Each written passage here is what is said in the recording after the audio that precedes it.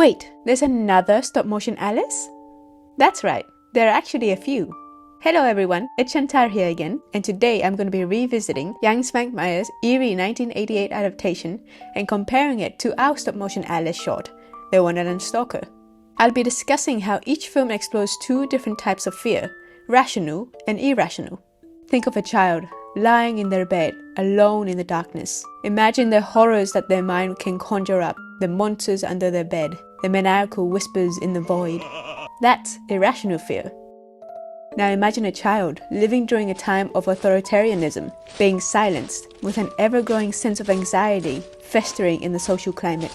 That's rational fear. In this video, I will explore how these two Alice in Wonderland adaptations differ in this regard, and how artistic choices can create two very distinct horror experiences. The first element I want to discuss is stop-motion techniques. For those who aren't in the know, stop-motion is an umbrella term that encompasses various techniques that involves taking a sequence of images of a puppet or object and moving it slightly each frame to create the illusion of life. This includes techniques such as puppet animation, claymation, cutout, and many others. One of the main differences between the films is that Svankmajer's Alice is actually a hybrid of live action and stop motion. Svankmajer has his stop motion puppets interact with a live action Alice, who is sometimes also animated using a porcelain doll, which is really cute, but also really creepy. The material that Svankmajer uses for his puppets are unconventional. Many of them are made using real taxidermied animals, bones, and body parts. And even the ones that aren't are still nightmare fuel. Svankmajer's unusual choice of materials is something that I've seen in all of his work, and is what cemented him as one of the most important figures in the late Czech Surrealist movement. He used these techniques to explore themes such as the fragility of human life and mortality, through the visceral feeling of his organic materials, which is also seen in Alice. A notable example being the taxidermied white rabbit, who rips his seam open at the beginning and who is losing his stuffing throughout the rest of the film, futilely attempting to replenish himself by eating sawdust. Wow, that's a bit dark for a children's film. Well, I guess that's why Alice says that it is perhaps a film for children.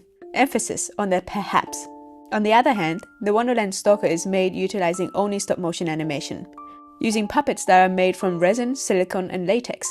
Much more conventional materials, mirroring the traditional production methods of industry studios like Leica and Aardman Animation. Moving on to atmosphere, we use these techniques to create more of a fantastical, escapist world, similar to those in films like Coraline or The Nightmare Before Christmas. By having all the elements be handcrafted, it makes you feel like you're traveling to another world, into Wonderland, if you will. The intention behind this was to explore how irrational fears take shape. The atmosphere of the woods is one that reflects an environment born out of the dark corners of the imagination, rather than a real-world location, which is why it is rich with color and life. We wanted to show humanity's ability to create monsters when left in deep solitude, with the deceptively inviting Wonderland growing increasingly darker as Alice wanders deeper into the forest and more alone. The horrific tone of Svankmajer's Alice is more rational. Jan Svankmajer's work uses organic materials to ground his surrealist narratives. Svankmajer's intention with Alice was to create a more realistic depiction of our subconscious fears, compared to other more fairy tale-like adaptations. His use of organic materials, combined with a surreal story, evoke the uncanny feeling of being in a dream born from the experiences of the real world. He does this effectively by setting the story unusually in a minimalist interior setting, replacing some of the elements from the original book with typical household items.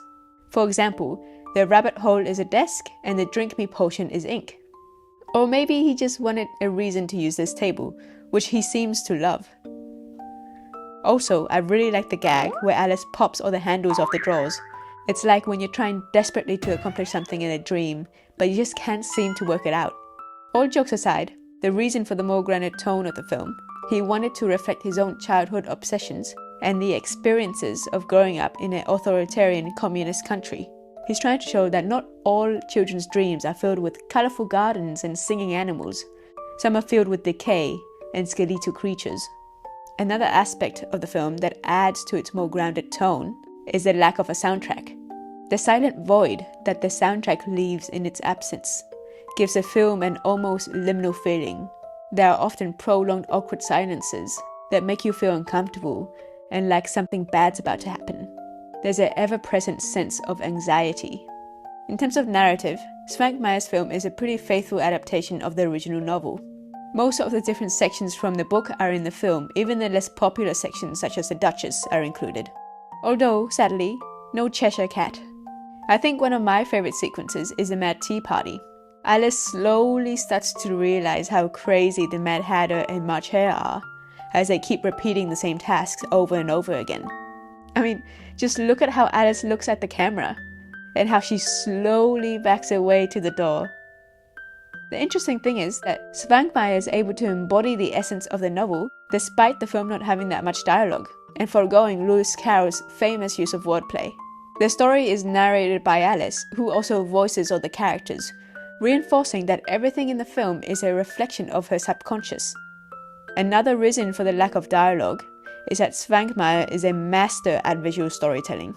Most of his films have little to no dialogue, and this is because he often used them to voice his grievances about the authoritarian government. Because of the strict surveillance and censorship of the arts, Svankmajer used visual language to say what he couldn't with words. Though even with his attempts to avoid censorship, he was still banned from making films for 7 years until 1979. If you want to see how much he can say without using a single word, I highly recommend watching his short Dimensions of Dialogue. It's truly a masterpiece. Our short obviously doesn't have all the sections from the book. If it did, it would be a really short book.